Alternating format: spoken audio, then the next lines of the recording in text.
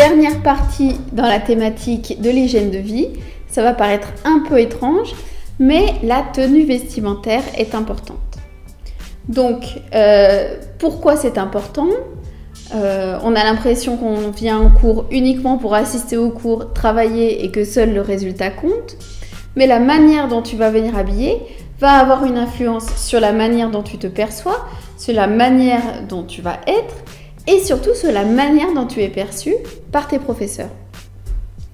En anglais, il y a cette phrase « fake it till you make it », c'est-à-dire que des fois, il faut se mettre en situation, il faut singer, il faut imiter, il faut jouer à, justement, jouer un rôle, et que plus on va se mettre dans ce rôle, plus on va intégrer les différentes caractéristiques de ce rôle, plus on va devenir ce rôle. Donc, ce que je te propose, c'est justement de fake it till you make it, donc de faire attention à ta tenue vestimentaire, puisque on peut tout à fait imaginer que de manière consciente ou inconsciente, si tu as des difficultés par exemple, et si tu as l'attitude qui convient ou qui semble convenir pour une grande école, les professeurs vont arriver à te voir dans une grande école. Ils vont se dire, bon, il a peut-être des difficultés maintenant, mais il mérite sa place, ou elle mérite sa place, ou elle est tout à fait là où il faut.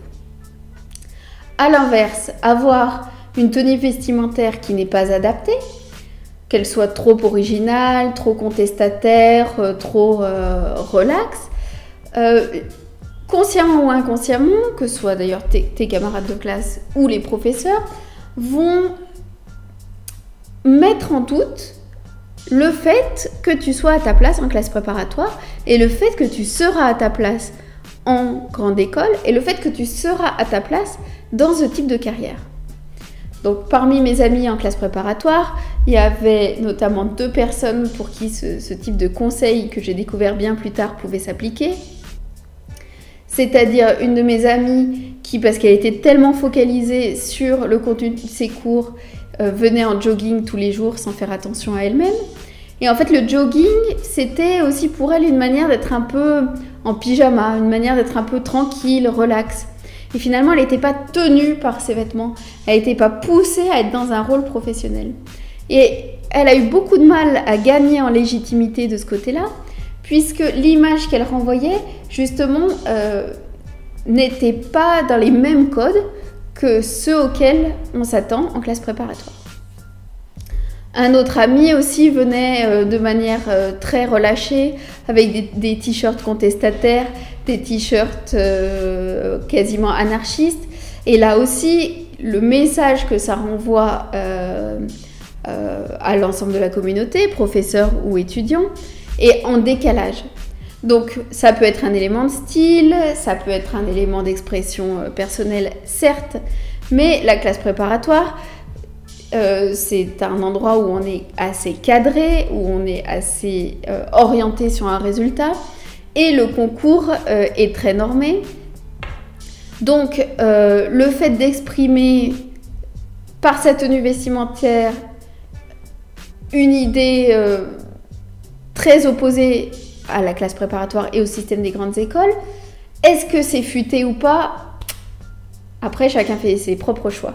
Mais je voulais aujourd'hui mettre le doigt sur ce point, prendre un peu de recul par rapport à la manière dont tu t'habilles. Est-ce que c'est une manière très lycéenne? Est-ce que c'est déjà une manière adulte? Est-ce que c'est la tenue vestimentaire ou le style qu'on attend de toi derrière? Là encore, je ne suis pas en train de te dire qu'il faut singer une tenue vestimentaire de jeune cadre dynamique, tu n'en es pas encore là. Mais bon, par certains aspects, fais attention à tout ce que tu dégages